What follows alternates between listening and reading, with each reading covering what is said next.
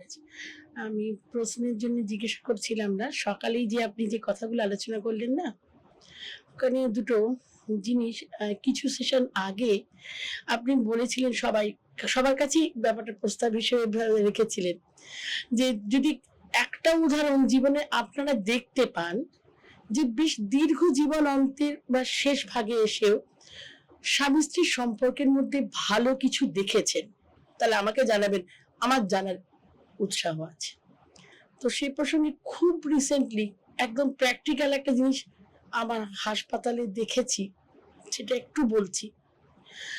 অত্যন্ত বৃদ্ধা দুজন এসে হাসপাতালে ভর্তি হন। তার মধ্যে ভদ্রমহিলা একদম স্টেজ 4 স্টেজ ক্যান্সারেই ভুগছেন। ওনাকে বারবার রক্ত দিতে হয় আরকি, কেমোগুলোর আগে। এবং ভদ্রলোকও স্বাভাবিক, ওনার থেকে আর ১-২ বছরের বড়।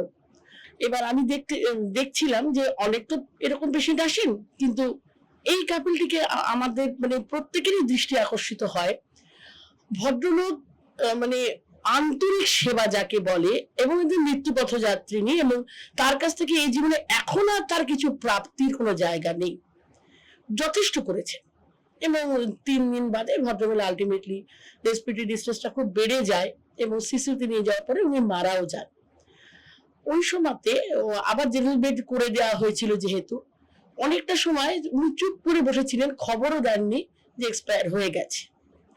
তারপরে কিছুক্ষণ বাদে ওয়ার্ড রাউন্ডের সিস্টার তার ইঞ্জেকশন দিতে এসে দেখেন এরকম পেশেন্ট অলরেডি এক্সপায়ার, তো আর জানাননি, এরকম হলো টলো। গভীর রাতে ডিউটি সেরে আমি যখন উপর থেকে আমার নিজের ডক্টর রুম থেকে বেরোচ্ছি, একটা অন কল ছিল আর কি দেখতে, তো ভদ্রলোক একদম চুপচাপ বাইরের দিকে মুখ করে বসেছিলেন। তো এমনিতে উনি প্রচন্ড গম্ভীর, এবং আমি খুব একটা কারোর সঙ্গে পার্সোনালি আমরা কথাবার্তা কারোর সঙ্গে খুব একটা বলি না, কারণ এটা খুব মুশকিল।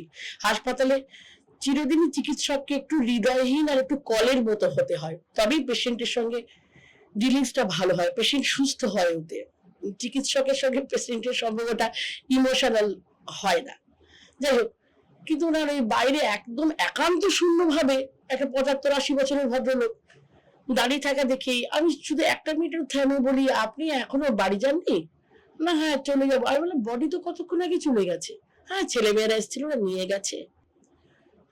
তা আমি বলছিলাম যে সবাই খুব আলোচনা করলো ওয়ার্ডে, আপনি নাকি অনেকক্ষণ ডেথ হয়ে যাবার পরও চুপটি করে বসেছিলেন, একদিন আপনি অসম্ভব দেখাশোনা করেছেন, একটা মা যেভাবে একটা বাচ্চাকে কেয়ার করে সেভাবে আপনি দেখছিলেন।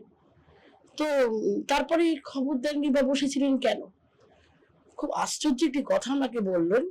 জানি না এগুলো প্রেম বা ভালোবাসা বা বলা যায় কিনা, অনেক বড় লেভেলের কথা, কিন্তু কথাটা খুব সহজভাবে বলেছিলেন।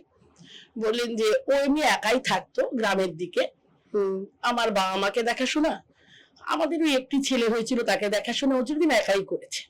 আমার দূরে চাকরি, তিনসুকিয়া বা আসামের খুব জায়গায় একটা জায়গায় দূরে চাকরি, খুব কমই আসতে পারতাম, যাবতীয় সংসারের সব দায়িত্ব যদি ও একাই করেছে। যখন আসতাম, আত্মীয় থেকে শুরু করে ছেলে পুলে, তারপরে স্বাভাবিক বাড়ির লোকজন, আমরা ব্যক্তিগত কথাবার্তা কখনোই না বলবার সময় পেতাম না। আমাকে সবসময় একটাই অভিযোগ করতো, কখনো চুপ করে বসে আমার সাথে একটু কথা বলতে পারো না, শুধু একা আমার সঙ্গে একটু বসতে পারো না ৫টা মিনিটের জন্য, কখনো সব তো করতে পারো এসে সংসারে, এইটা কখনো শুনে দিতে পারো না আমাকে। এভাবে দীর্ঘদিন কেটে গেছে। এই মৃত্যুর এই সময়টাতে আমরা প্রথমবার সুযোগ পেয়েছিলাম ওর সঙ্গে চুপচাপ সব কাজ ছেড়ে ওর সঙ্গেই থাকতাম।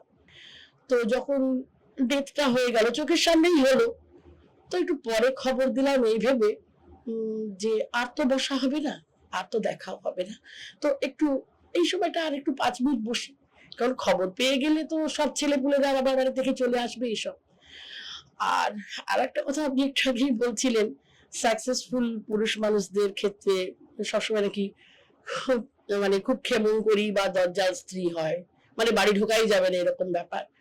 তো কিছু তো উদাহরণ আমরা জানি, যেমন অমল, আমি আধ্যাত্মিক উদাহরণ হিসাবে শারদামণি বা শ্রীরামকৃষ্ণ দেবের কথা বলছিলাম। ওইরকম অসামান্য উজ্জ্বল দম্পতি সবাই হয় না, যারা শুধু পরস্পরের কল্যাণ চেয়ে তাদেরকে উন্নত করার জন্য একে অপরকে অনেক কিছু দিয়ে গেছে। এরকম তো খুব অন্যরকম উদাহরণ। কিন্তু যদি অমলা শঙ্কর উদয় শঙ্করের দাম্পত্যের কথা চিন্তা করি, অমলা একটি ছোট মেয়ে উদয় শঙ্করের কাছে তার বাবার কাছে ডান্স শিখতে এসেছিলেন, তাকে কিভাবে আমার নিজের স্ত্রীকে কতখানি ভালোভাবে বিশ্বের দরবারে নিয়ে পর্যন্ত তাকে নিয়ে আমি যেতে পারি উদয় শঙ্কর করে দেখিয়েছে। ইয়েটস বা কিডস তার মিসেস দুজনের মধ্যে সম্পর্ক খুব ভালো ছিল।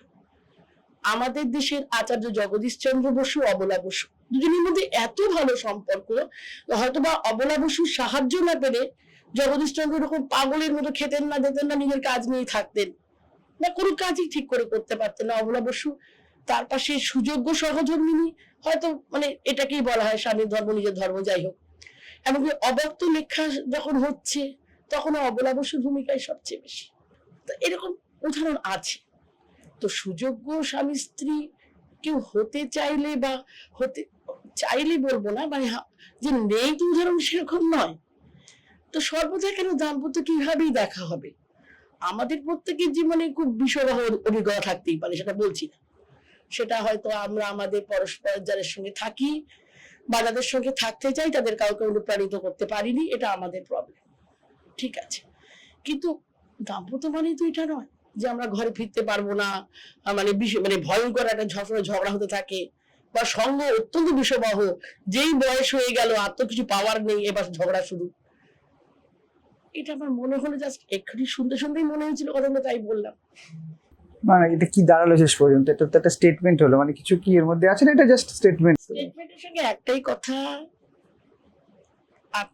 মানে আমরা কেন এইভাবে বলছি এই তো কথা, খুব অনেস্টলি বলবো, সহ্য করা কঠিন হবে এখানকার আসা মহিলাদের দেখে।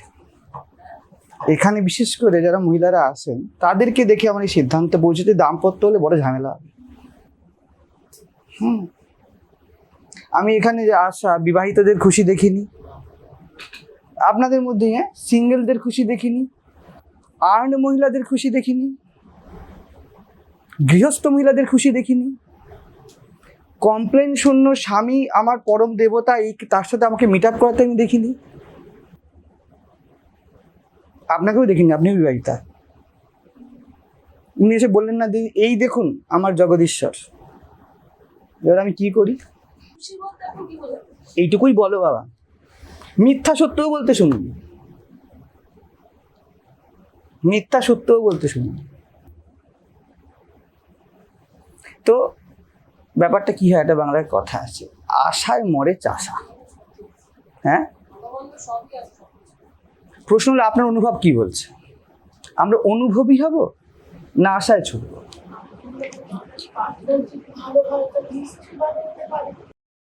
আপনার অভিজ্ঞতা বলছে, আপনার অভিজ্ঞতা শেয়ার করুন।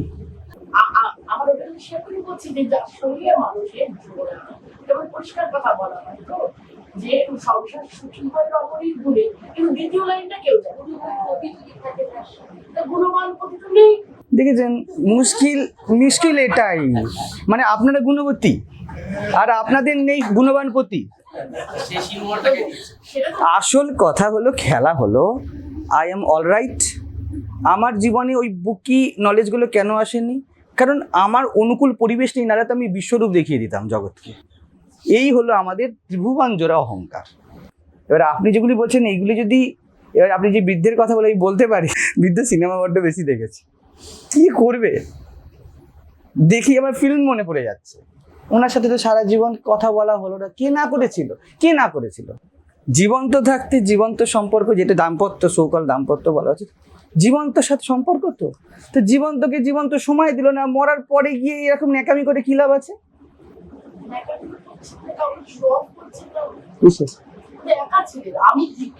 কেউ শুনবে না। কত এজ ভদ্রলোকে? 75 বছর লোক সাথে এই কথা বলতে কেউ চায় না। তো সেই জন্যই তো এখন যদি এটাই, যদি এজটা যদি 27 হতো, 30, 37, 40 হতো, এটা সিনেমাতে দেখানো হতো। ফিল্মে এটা দেখানো হয় নর্মালি, মরে গেছে স্ত্রী বা প্রেমিকা এবং বসে আছে, বৃষ্টি পড়ছে, উঠছে না। কেন উঠছে না? आखिरी बात उससे नहीं हुआ था, तुम बात क्यों नहीं कर रही हो, बोलो ना, मैं सुनने के लिए आया हूं ना। সিনেমা হয়ে যেত ভালো। নেহাত 75টায় সিনেমাটা হয়নি। আর নেহাত সরকারি হসপিটাল, যদি এটা নার্সিংহোমের কেবিন হতো তাহলে ওর ক্যামেরা লাগিয়ে দিলে সিনেমা হয়ে যেত। দেখুন, বিষয়টা ছোট করার নয়, বিষয়টা হলো স্বামী স্ত্রী এটা প্রশ্ন নয়, বিষয় হলো যে জীবন থাকতে জীবনের সম্মান, ঠিক আছে, এটা খুব রেয়ার। যেটা আপনি বলছেন, যে আপনি বলছেন ডাক্তারি প্রফেশনে তো দূরে থাকতে হয় না, প্রত্যেকটা সম্পর্কে দূরে থাকতে হয়। আর দাম্পত্যের সমস্যা হলে এই দূরত্বটা নাশ হয়ে যায়। দুটো গাছ খুব পাশাপাশি শিকড় জমিয়েছে, একে অপরের রস খাচ্ছে, এটা দাম্পত্যের সমস্যা, বুঝুন ভালো করে। যেদিন থেকে দাম্পত্য এমন হয়ে যাবে যে দুজনের বেডরুম অন্তত পক্ষে 3টে ঘরের দূরে আছে, সেদিনকে এটা হতে পারে। আমি প্র্যাকটিক্যাল অভিজ্ঞতা বলছি। কি করে হবে বলুন তো? খুব রেয়ার, খুব রেয়ার। অন্তত পক্ষে আমরা যখন খুব প্রিলিমিনারি ছিলাম, আমাদের গুরুর সামনে থাকতে বেশিক্ষণ দিত না। শাস্ত্রে এমন কথা আছে, গুরুর লৌকিক ব্যবহার দেখলে দেববুদ্ধি নাশ হয়ে যাবে। বুঝুন, আপাদমস্তক তার দেহ মনকে পড়াকেই যদি ভালোবাসা মনে করা হয়, তাই দুদিন বাদে ছড়ার মতো তো পড়া হয়ে গেছে সব, আর থাকে না কিছু। দেহকে আধার করে যদি সম্পর্ক হয়, সম্পর্ক যান্ত্রিক হয়। মনকে আধার করে সম্পর্ক হলে সম্পর্ক বোরিং হয়। সম্পর্কের আধার যদি অন্য কিছু থাকে, এই যে দুটো জিনিসই হয়, আমি তোমাকে সংসারে বাঁধবো কেন, আমি বা দেহে বাঁধবো কেন, আমি তোমাকে ইষ্টপথে সহায়তা করতে এসেছি। মা শারদা এই কথাটি বললেন। বুঝুন, ইষ্ট মানে ছেড়ে দিন ভগবান, তুমি যা চাও তুমি এগিয়ে যাও। দুটো দিক বুঝুন। এটা কখনই হবে না এই যে গুণবান পতি গুণবান পত্নী, দুজনকে গুণবান গুণবতী হতে হবে, না এই কথা বলতে পারবে না কেউ। শুধু উপন্যাসেই কিন্তু খেললে হবে না বিষয়টা। উপন্যাস অবশ্যই সুন্দর, গল্প অবশ্যই সুন্দর, জীবন অবশ্যই সুন্দর, আমি ওটাও বলবো। আপনি জগদীশ চন্দ্র বসুর কথা বললেন, যেটা ওটা নিয়ে আসছি, ওটা একটা দিক। উপন্যাসে অনেক সময় এমন জিনিস লেখা হয়, হোয়াট উই এক্সপেক্ট সিনেমাতে, আমরা কি চাই ওটা রিপ্রেজেন্ট করা হয়। আমি একেও বলছিলাম, ওদেরকে বলছিলাম, ফলে পুরো সমাজ ভাবে যে সম্পর্ক এমনই হয়। আমারটা কেন হচ্ছে না, আমারটা কেন হচ্ছে না? বিয়ে তো এইভাবেই হয়, সিনেমা দেখে হয়ে গেল, এখন তো রিলস দেখে হয়ে যায়। কিন্তু রিলস তো জীবন নয়, রিলসের আগে মেকআপ চলেছে, লাইট ক্যামেরা অ্যাকশন হয়েছে, ওটা তো জীবনে হচ্ছে না। এটা হলো সমস্যা, যে আমরা যে জীবনটাকে কল্পনায় বাঁচি, তাতে বড় সমর্থন হয়ে যায় বিভিন্ন জিনিসে। তো প্রথমত হতেই পারে যে কোনো সম্পর্কে, দেখুন গুরু শিষ্যের সম্পর্কে চড়থাবড়া চলতে পারে, হয়। আবার সাংসারিক সম্পর্ক রামকৃষ্ণ সারদার মতো হতে পারে, খুব সম্মান। তো হতে পারে না এমন কিছু নেই, কিন্তু রিয়েল ভ্যালুতে আপনার অনুভব কি বলছে, এটা তো ম্যাটার করবে। আমি ওর সাথে সকালে কথা বলছিলাম, আমি বললাম যে কৃষ্ণের হাতে সুদর্শন চক্র আছে, তোর হাতে কি আছে? তাহলে কৃষ্ণের স্টোরি তো তোর স্টোরি নয়, তাহলে কেন কল্পনা? তোর হাতে কি আছে? মোবাইল আছে। তো মোবাইলটাকে ঠিক ইউজ করতে জানতে হবে। সুদর্শনের স্বপ্ন দেখবে, তাহলে সুদর্শনের ছবি ঘুরবে মোবাইলে দিন রাত্রি, এরম হয়ে যায়। থার্ড, এটা নিয়ে আমি কথা বলেছি অন্যভাবে, তবু আবারও বলছি, রিপিট করছি, একজন দাম্পত্য জীবনে আরেকজনকে বা বন্ধুদের আরেকজনকে ভালোবাসতেই পারে, তাকে অ্যালাউ করতেই পারে, ঠিক আছে, খুব ভালো কথা, মাথায় রাখবেন। দুটো অ্যাটিচিউডের কথা বলছি। একটা অ্যাটিচিউড ওই যেটা প্রসেনজিৎ মার্কা সিনেমাতে হয়, তুমি সুখী হলে আমি সুখী, তুমি দুঃখী হলে আমি দুঃখী, ইত্যাদি। আমি তো নিয়ে বলেওছি, মূল বিষয় একটা মিউচুয়াল বিষয় চলতে থাকে, তুমি আমায় সামলাও আমি তোমায় সামলাবো, এটা না বলা ডিল, ঠিক আছে। এবার কিছু কিছু সম্পর্কে দেখা যায় যে, যেমন উনি বললেন, আবলা দেবীর কথা বললেন, যে উনি কনস্ট্যান্ট একজন একটা খ্যাপা টাইপের মানুষকে সাপোর্ট দিয়ে যাচ্ছেন তার জীবনে, তার রিসার্চে বা তার ভাবনা চিন্তাতে, তার র্যাশনালিজমে তাকে সহায়তা দিয়ে যাচ্ছে কনস্ট্যান্ট। দুটো জিনিস হয়, এক না হলে এই দুটোকে অনেক জিনিস হয়। দেখবেন অনেক স্বামী, অনেক স্ত্রী স্বামীকে কিছু বলে না, ঠিক আছে। আমি কিন্তু এটা এই উদাহরণটা দিচ্ছি না, আমি বর্তমানের কথা বলছি। ও বলছিল অনেক কিছু বলে না স্বামীকে। কেন স্বামীকে কিছু বলে না? আরেকটা স্বামী আছে, তো সময় কোথায়? বলে আমি আমার আমার স্ত্রী আমাকে খুব লিবারেল রেখেছে। দুবার দেখা যায় যে স্ত্রী নিজেকে লিবারেটেড করে নিয়েছে, পালিয়ে গেছে। কার সাথে পালিয়েছে?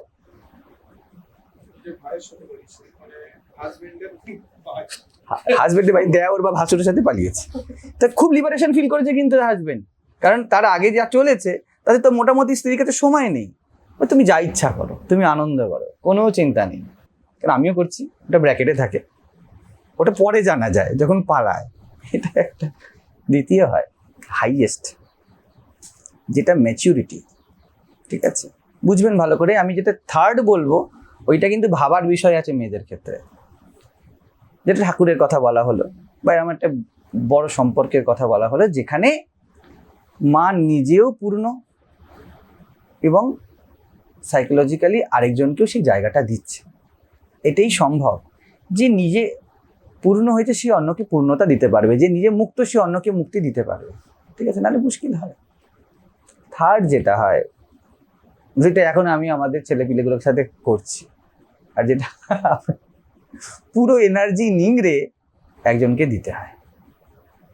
পুরো এনার্জি, যেই এনার্জি দিয়ে আমি ওকেও বলছিলাম, সকলকে বলি, যেই এনার্জিতে এত ঝগড়া অশান্তি হয়, যেই এনার্জিতে, সেম এনার্জিতে ব্রহ্মজ্ঞান হয়, একই এনার্জিতে। তাহলে আপনি আপনার হাজবেন্ডকে, আপনি আপনার বন্ধুকে, আপনি ক্রিকেটকে যে এনার্জিটা দেবেন, তাতে ক্রিকেট তো রক্ষা হয়ে যাবে, আপনার সম্পর্ক তো রক্ষা হয়ে যাবে। কিন্তু আপনি সম্পর্কেতেই ডেডিকেটেড, আপনার ওটাই আপনার গ্রাফ, এর বাইরে আপনি নেই। আপনি বলবেন পুরো জীবন আমি আমার হাজবেন্ডকে সামলিয়েছি। আপনি এনার্জি দিয়েছেন, সবকিছু করেছেন, কিন্তু আপনি স্যাটিসফাইড নয়। আপনি এটা ভেবে স্যাটিসফাইড যে আমি স্ত্রী এই শব্দটাতে গ্র্যান্ট হয়ে গিয়েছি। আমার হাজবেন্ড রিসার্চ করতো আর আমি তাকে খাইয়ে দিতাম, so I am good wife, খুব ভালো, পারফেক্ট ওয়াইফ। এতে গ্র্যান্ট, এই স্যাটিসফ্যাকশানে আপনি সারা জীবন এই গ্রাফের মধ্যে আটকে থাকতে পারেন। বেশিরভাগ জীবন এখানেই আটকে থাকে। কেউ বলবে বাইরে কি বলি, কেউ বলবে দুটো বাচ্চা হয়ে গিয়েছে। ঘুরে ফিরে বিষয়টা হলো, আমাকে তো আমার চোখে দাঁড়াতে হবে। অহং নিজে খুব ছোট হয়, সেই জন্য অহংকে নিজের চোখে নিজেকে গ্র্যান্ড করতে হয়। তো যখন আমার সেই উচ্চতাটা থাকবে না, যেখানে আমি মুক্তি দিতে পারি, বা এত নিম্নতাও থাকবে না যে আমি ভাসুরের হাত ধরে হাঁটা দিই, তখন আমি কি করব? নিজের চোখে নিজেকে দাঁড় করাতে হবে। তো তখন কি, ওই তোমার সুখে আমি সুখী, আমি করেই যাচ্ছি, করতে করতে অভ্যাস হয়ে যায়। কিন্তু সেই স্ত্রীর সাথে বসুন, সে মা সারদার মতো বলতে পারবে না ঠাকুর আমার মধ্যে শান্তির পূর্ণ ঘট বসিয়ে দিয়ে গেছিলেন। তাকে ঘাঁটুন, তার কমপ্লেন্টসের লিস্ট বেরাবে একদম 100%। এগুলো আমি করে বলছি, দেখে বলছি। হ্যাঁ, দেখুন আমি তো বলছি না, করছে কিন্তু দিন রাত্রি। ওই যেমন বলছেন মারাত্মকভাবে করবে, খাবে না 3টে অবধি 4টে অবধি বসে থাকবে, ভাইস ভার্সা। কিন্তু পুরুষও কিন্তু মুক্ত নেই, একই জিনিস। এখানে স্ত্রীর কথা হচ্ছে বলে নারে বলবে যে দেখো স্ত্রী বিরোধী মহারাজ, তা নয়। পুরুষের ক্ষেত্রেও তাই। এই বৃদ্ধের কথা বলে একই বিষয়, করছে কিন্তু কমপ্লেনে ভরা, কিন্তু তবুও করে যাচ্ছে। ঠিক যেমন মাতাল মদ খেয়ে যাচ্ছে, শুনে নিয়ে যে লিভার পচে গেছে, তবুও খাচ্ছে। তো এইটা কিন্তু এই দুটোর থেকেই খারাপ অবস্থা। যেটাকে আপনারা বলছেন যদি পূর্ণত্ব থাকে তো হয়ে গেল। পূর্ণত্ব মানে আমি আধ্যাত্মিক পূর্ণত্ব বলছি না, you have such and such qualities, আপনি তাতে ভরে আছেন, ওটা করুক নাও। আপনি কি করেন, আপনি হয়তো স্ত্রী হিসাবে আপনি আর্ট আর কালচারে খুব বেশি, আপনি সিঙ্গিং, আপনি কালচার, এইসব জিনিসে খুব রুচি রাখেন, আপনার হাজব্যান্ড বিজনেসে রুচি রাখে। তো আপনি যেহেতু অ্যাজ এ আর্টিস্ট নিজে খুব পূর্ণ, আপনি আপনার হাজব্যান্ড বা আপনার পার্টনারকে বলতে পারেন ঠিক আছে বিজনেস করে পূর্ণ হোক। আপনি এটি ওকে অতটা কম দিচ্ছেন, মা সারদা ঠাকুরকে কম দিচ্ছে, মা সারদা নিজেকে বেশি জায়গা দিচ্ছে। তুমি এগাও না ইষ্টপথে, কারণ আমিও আমার ইষ্টপথে আছি। এখানে কমন প্ল্যাটফর্ম এসে গেল। এখানে কিন্তু সম্পর্কের আধার একে অপরকে শোষণ করা নয়, তৃতীয় আধার আছে, আর সেটা মিলেছে। ঠিক আছে, বোঝা যাচ্ছে? এটা হাইয়েস্ট। লোয়েস্ট হলো তোমার ট্রায়াঙ্গেল আলাদা দিকে, আমার ট্রায়াঙ্গেল আলাদা দিকে, মজা মারো, আমিও মজা মারি। এটা বরং একটুখানি জাগতিক দিক থেকে বুদ্ধিমত্তা, জাগতিক দিক থেকে। হ্যাঁ, কারণ কিছুই টিকবে না দুদিন বাদে। ভাই, হ্যাঁ না না, কলুষিত ফলুষিত কিছু না, ও বুদ্ধিমতী যে গেছে, বেঁচে গেছে। আরে ভালোবাসা হয়নি থেকে করবেটা কি, বরং চলে গেছে ভালো হয়েছে, তো বলে গেলে ভালো হতো। বেচারা হাজবেন্ড দুদিন আগে নিজে আরেকটাকে খুঁজে নিত।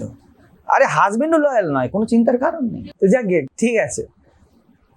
তো থার্ড যেটা একদম লোয়ার স্টেপ, ওটা মেটেরিয়ালি সে তার কিছু গেন তো করেই নিয়েছে, ঠিক আছে। হাইয়েস্ট যে সে নিজে সাইকোলজিক্যালি গেন করে ফেলেছে। মাঝে যে আছে তার ভেবে দেখুন না, লজিক্যালি কোথায় দাঁড়াবে সে তার পার্টনারের চোখে নিজেকে দেখবে, দেখে বলবে দেখো দেখো দেখো, ওখানে দেখা যাচ্ছে আই এম লয়াল পার্টনার। আপনি আপনার পার্টনারের চোখের মনিতে নিজের লয়্যালটি দেখেন, পার্টনারকে না। আপনি নিজেকে কনসোল কি দিয়ে করবেন, কিছু তো করার নেই, ব্যাপারটা ধরা যাচ্ছে। তো ওইভাবে চলে এবং একটা সময় পরে অভ্যাস হয়ে যায় সব জিনিসের। শরীর মন এটা খেয়ে ফেলে। সমাজ একটা স্ট্যাম্প দেয়, জানিস তো ওর হাজবেন্ডটা কেমন, কিন্তু দেখ কেমন মন দিয়ে সেবা করে যাচ্ছে, এখানে লাগে জিনিসটা, বাহ। সবাই বলবে তো না, সব অত্যাচার সহ্য করে, এমন বৌমা হয় না। এমনি এমনি 3টের সময় খায়, ওর সবাইকে খাইয়ে খায়। একবার বলুন না মেয়েদেরকে রোজ খাবে, ঘড়ি দেখে খাবে, কেউ নেই সব খাওয়া হয়ে গেছে, 3টে অবধি বসে থাকবে, 3টে বাজুক। যদি আজকে 1:30টায় খেয়ে নি, বলবে দেখো মাঝে মাঝে আগেও খায়। শরীর আমি বলছি না এইভাবে যে এটা হয়, কিন্তু এটা সাইকোলজি, নর্মাল সাইকোলজি, এটা হয়, পুরুষের ক্ষেত্রেও হয়। যখনই দেখে যে 6টা চান্স আছে, কি পছন্দ করে, অন্যদিকে কথা ঘোরায়, এগুলি খুব খুব নিম্নদরের বিষয়। নিম্নদরের মানে নর্মাল, খুব কমন। তো এই বিষয়গুলোকে আমাদের ধারণা করতে হবে, নাহলে আমরা যদি হারিয়ে যাই তাহলে আমাদের হবে কি সেই কল্পনার জগৎ, কল্পনায় সুখ। সে অটোর পেছনে লেখা থাকে না, সুখ আছে স্বপনে আর শান্তি আছে শ্মশানে। তো ঠিক তেমনই স্বপ্নে সুখ হতে থাকবে, আর বারবার নিজেকে বলবেন আমারটা মিললো না, কেন মিললো না, কারণ ও খারাপ, ওই পরিস্থিতিটা অনুকূল ছিল না আমার জন্য।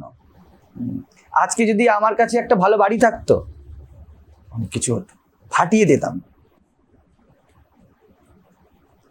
ব্যক্তি নিজের জায়গাটা ছাড়তে চাইছে না, সে জীবনের সাথে প্রবাহিত হতে চাইছে না, জীবন যা দিয়েছে সেটা দেখতে চাইছে না। তো এরকম হতে থাকবে। সেই জন্য স্বপ্নের থেকে বেরান। অবশ্যই হতে পারে, আমি তো বলছি, গুরু শিষ্য সম্পর্কের মধ্যে শিষ্য গুরুকে খুন করে দেয়। আবার এমনও ঘটে যে একে অপরের জন্য জীবন বাঁচছে। কিন্তু দুটো জিনিস, আপনি যেই শক্তিতে একজনের জন্য বাঁচবেন, ওই একই শক্তিতে আপনি ত্রিভুবনময় হতে পারেন। আপনার গ্রাফকে এইটুকুই রাখবেন, এটা ভাবুন। মা শারদাকে শ্রীরামকৃষ্ণ বললেন, একটি সন্তানের জন্য তুমি আছাড়ি পাছাড়ি দিয়ে কাঁদবে, তুমি ত্রিভুবনের মা হতে পারো, তুমি এটা না নাও। কারণ একই শক্তি, এক বিন্দু বেশি নয়, এক বিন্দু কম নয়। যেই শক্তিতে আপনি ম্যাথস করতে পারেন, ওই শক্তিতে আপনি ধ্যানও করতে পারেন। তো এটা তো ব্যক্তির চয়েস। তো এর মধ্যে কিন্তু কোনো ভেদাভেদ নেই বিষয়টা। কিন্তু যদি আমার অনুভব বলেন, আমি আমার অনুভব লিমিট করব। বড় বিটার অনুভব গিয়েছে, কেউ খুশি না। আমি খুব অনেস্টলি বলছি, কেউ খুশি নয় কারোর সাথে। প্রত্যেকটা শিকড় আরেকটা শিকড়ের উপর চাপিয়েছে, পরজীবী হয়ে থাকা, কি পুরুষ কি স্ত্রী, আর তাতে মারামারিটাই বেশি চলেছে। এটা হওয়ার কথা না, এটা বিকৃতি। এটা দাম্পত্যের উদ্দেশ্যটা ছিল না, আমি তো বহুবার বলেছি, এটা তো উদ্দেশ্য ছিল না। কিন্তু উদ্দেশ্যের আগে, এই জন্য বলছে আগে ধর্ম অর্থ তারপর কাম।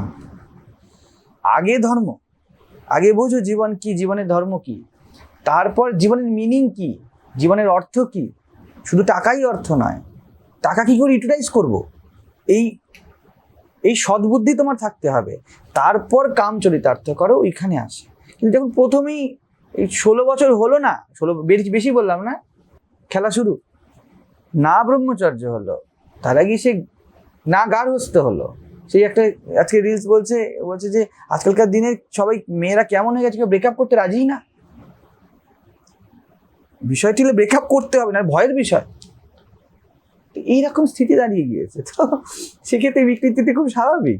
সেই জন্য এটার মধ্যে কোনো আমাদের বা আমার দিক থেকে কোনো রকম নেই। আমার একটা কি একটা হাস্যরস আছে, আর কি বলবো, হাসতে তো হবে, তো করো, হতে সব পারে।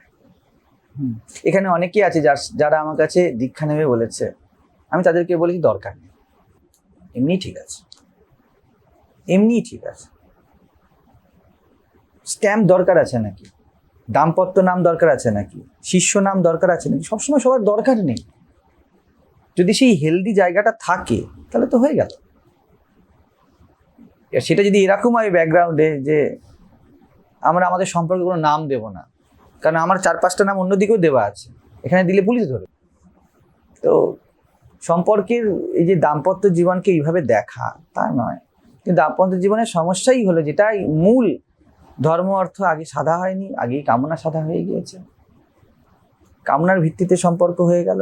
একটা 20-22 বছরের ছেলে কি বোঝে জীবনে? তাকে বিয়ে দাও বিয়ে দাও বিয়ে দাও, সে তো কিছু বুঝলোই না জীবনের। আবার মুশকিল হলো, ট্র্যাজেডি হলো, ওই সময়তেই কামনা তীব্র হয়। এই যে ক্ল্যাশ, এর মধ্যে এই জন্য ছোট থেকেই কিন্তু ধর্মের শিক্ষা বা তাকে এলিজিবিলিটি তৈরি করার কথা বলা হয়েছে। তো এটা হয় না। তো এই সব মিলিয়ে মিশিয়ে ব্যাপারটা জটিল। ওই জন্য বুদ্ধিমান ব্যক্তি সাধারণত খারাপ ভালো না, এই জটিলতায় হাত দেয় না। কেন? অনেক ইকুয়েশন আছে যাতে হিসাবটা মিলতে পারে, তাই জটিল গণিতে কেন হাত দিই? কি বোঝাবেন? এই তো আমাকে বলছিল, বলছে মেয়েদের বোঝাতে গেলে একটা সবথেকে বড় সমস্যা হলো বুঝেও বোঝে না, অনুভবী, বুঝেও বোঝে না, সব বুঝে। এটা আমার অনুভব, হাজার বোঝাও। এখন এটা বলছেন, এটা বহু মানুষের সাইকোলজি। কারণ কেন এই যে উনি যেটা বলছেন বুঝেও বোঝে না কেন? নিজে স্ট্যান্ড ছাড়লে তো মুশকিল হয়ে যাবে, তাতে প্রবাহিত হতে শুরু করবো। তখন তো বলতে হবে যে তোমার, আমি তোমার ইষ্টপথে সহায়তা করতে হবে। আমার ইষ্ট পূর্ণ হয়নি, তোমার ইষ্ট কি সহায়তা করবা? তুমি আমার ইষ্টপথে সহায়তা করো। যদি সাধারণ মেয়ে হতো, তুমি সংসারে বাদ দিয়ে এসছো, বলে শুধু বাদ দিয়ে আসিনি, আমার সংসার সাজাতে এসেছি তোমায় নিয়ে। বিয়ে করেছিলে কেন এত কম বয়সে? এখানে পালিয়ে দক্ষিণেশ্বরে পাগলা বামুনে বেরিয়ে ছাড় পেয়ে যাবে, চলো কামারপুকুরে চলো, বাড়ি বানাও। তাই তো ঠাকুর জানতেন এটা, তাই বললেন ভাগ্যিস ও আমাকে আক্রমণ করেন। ভাগ্য ভালো, বুঝুন ভালো করে। অবতার বরিষ্ঠ বলছেন ভাগ্য ভালো, নাহলে যদি ভাগ্য মন্দ হতো ও আমাকে আক্রমণ করতো, কি জানি আমার দেহ বুদ্ধি আসতো কিনা। দেহ বুদ্ধি মানে শুধু কাম নয়, টাকা রোজগারও দেহ বুদ্ধি, বাড়ি বানানো দেহ বুদ্ধি। দুজনের পরস্পরকে হেল্প করা বা দুজনের মানসিক বা আত্মিক হোক বা যাই হোক, আধ্যাত্মিকে তো এরকম উদাহরণ নিশ্চয়ই, যেটা মা সরদা হয়তো বলছি না, কিন্তু যদি মানে আমি অন্য কারোর ক্ষেত্রে ভাবি, যে দেখি যাদের ক্ষেত্রে হয়তো তারা তাদের যেটা কাজ করেছেন, সেক্ষেত্রে তারা পরস্পরকে অসম্ভব সাহায্য করেছে। কখনোই এমন নয় যে শুধু একজন একজনকে খাইয়ে দিয়েছেন। তো এরকম উদাহরণ আছে, কিন্তু আমরা পারলাম না বা কে পারছি না এটা তো নয়, এটাই পাওয়া উচিত ছিল। এর উচিত দিয়ে জীবন চলে? উচিত তো প্রত্যেক সময় ট্রেনটা 8টা 15টায় 15ই আসা। উচিত ঠিক করবে কে? এই আমাদের উচিতটা আমাদের বড় মানসিক হয়, আমরা যেখানে দাঁড়িয়ে সেভাবে উচিত তৈরি হয়। বুঝুন ভালো করে। আমিও যেটা বলছি এটা তো উচিত, তো জীবন এইভাবে চলে না, জীবন আমার রুলসেও চলছে না। আমি বলবো যে দাম্পত্যের এমন হওয়া উচিত, আমাকে বিধাতা বলবে কে বলেছে এটা তোকে? ওই বইতে বলে, ওই বইটা যখন আমার মাথায় বাঁ দিক চুলকোচ্ছিল তখন লেখা হয়েছে, আজকে আমার ডান দিক চুলকোচ্ছে, আমি অন্য বই লিখবো। অলঙ্ঘ বিধান তব, উচিত যাই মুহূর্তে ঘটছে সেটাই উচিত, কিছু করার নেই। দাম্পত্য জীবনই হোক আর সন্ন্যাস জীবনই হোক আর যে জীবনই হোক, এই মুহূর্তে কি ঘটছে রিয়েল ভ্যালুতে, ওটাই এই মুহূর্তের ঔচিত্য। এইবারে আমরা আমাদের ঔচিত্য লাগাবো, এমন হওয়া উচিত, এমন হওয়া উচিত, এমন হওয়া উচিত। বুঝুন বে। আর থাকলো সহায়তা করা, দেখুন সহায়তা সে করতে পারে যে ভরে আছে। এখানে পনির বানানো হয়েছে, আমি দুপুরবেলা আপনাদেরকে পনির খাইয়ে সহায়তা করতে পারবো। এবারে আমারই পয়সা নিয়ে আমি কি সহায়তা করব? তাই না? তো সেই রকমই সহায়তা বড় বড় কথা। সহায়ক হওয়া, আমাদের দেখবেন আমরা এই কথাটা বলি, শুনলে মনে হবে আমাদের পোস্টগুলোতে খুব ছোট কথা। সহায়ক শব্দটা আমি খুব ইউজ করি। যারা মুক্তির পথে এগোচ্ছে এরম ভাবটা থাকে, তাদের সহায়ক হওয়া। সহায়ক হওয়া, সক্রিয় হওয়া, সচেতন হওয়া, সশক্ত হওয়া একই কথা। সহায়ক একমাত্র সে হতে পারে। শুনলে মনে হয় না সহায়ক কি?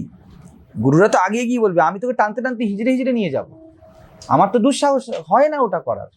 আমি বলি আমি সহায়ক হতে পারি, এটাও অনেক বড় কথা। মাঝে মাঝে নিজের লেখার সময় মনে হয় রিয়েলি আমি সহায়ক হতে পারি, আমি কি ডেস্টিনড এই বিষয়তে যে সহায়ক হওয়ার জন্য। আমি তখন আরো হালকা করি কথা, যতটা হালকা করা যায়। এটা কিন্তু কোনো মানে কপট বিনয়ের জন্য নয়। আমি কি করতে পারি? আপনারা এই 20 জন বসে আছেন, আপনারা যদি ও যদি বুঝতে রাজি না হয়, আমি কি করতে পারি বলুন? কি করতে পারি? সহায়তা করতে পারি। আর ও যদি রাজি হয়ে যায়, আমার সহায়তার কতখানি ভ্যালু। খাবারের উপরে ধনেপাতা ছড়িয়ে দেওয়ার মতো আমার ভ্যালু, গুরুর এতটা। তো বলছি যে আমরা একে অপরকে সহায়তা করতে পারি। কতখানি সশক্ত, সক্রিয়, সচেতন হলে এই আধ্যাত্মিকতা সরিয়ে দিন, ব্যক্তি সহায়ক হতে পারে। যার নিজের প্রয়োজন মেটেনি সে কারো সহায়ক হতে পারবে না। কি করে হবে? আপনার যেতেই বাস ভাড়া 20 টাকা দরকার, আপনারই 18 টাকা আছে, আপনি কি করে অন্যকে 20 টাকা দিয়ে হেল্প করবেন? তখন ওই সিনেমার তত্ত্বগুলি আছে, যেটা বললাম কল্পনা, আমি যাব না তুমি যাও। আর ও বাস ভাড়া দিয়ে গিয়ে ওকে চোলাই মদ খাবে ওই টাকা দিয়ে। তুমি জানো যে, তুমি দেখলেই না ও কোথায় গেল, তুমি তো যাওনি, বাসে তো ওঠোনি, ও বাসে উঠে গিয়ে সামনের স্টপেজে নেমে গিয়ে চোলাই মদ খাবে। এটাই কিন্তু ঘটে সব ক্ষেত্রে।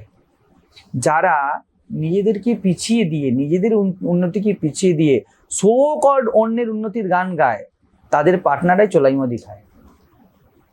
নিজের তো কোনো গুণ হয়নি, নিজে বাচ্চা মানুষ করছে স্ত্রী, পুরুষের ক্ষেত্রেও তাই, নিজে আর্ন করছে, ঠিক আছে। সকালে বলছিল, কি কথাটা বলছিল, সবকিছু আমি করবো গাধার মতো, মানে পুরুষের ক্ষেত্রে কথা হচ্ছে যে কি হবে, বইবে জিনিসটা, তোমার কথা শুনবো, তোমাকে শপিং মলে নিয়ে যাব। বুঝুন, এগুলো কোনো কিন্তু টিজ নয়, ইটস আ রিয়েল ভ্যালু। কিন্তু ভেবে দেখুন, আপনাদের আমি এগুলো করছি না, কিন্তু আপনারা করছেন, আপনারা বাইরে যাচ্ছেন, তুমি শপিং মলে নিয়ে যাব। সব কিছু আমি করতে করতে কি করব, আমার কি হলো না জীবনে, আমার টেনিস খেলা হলো না। তাহলে কি হলো, আমার 20 টাকা তুমি নাও, তারপর সব এবার একটা করতে করতে তোমার তো টেনিস খেলা হলো না। তুমি কতদিন ঘজরাবে? একদিন 20 টাকা 18 হবে, 18 15 হবে, 15 10 হবে, তখন এই 10-এর 10 পূরণ করতে সে কোথায় যাবে? তুমি তো নিয়ে গিয়ে তৈরি করেছো। কোথাও না কোথাও নিজের সশক্তিকরণ প্রয়োজন। এবং সত্যি কথা বলতে আধ্যাত্মের দিকে যদি যাই, বিষয়টা এইরকম,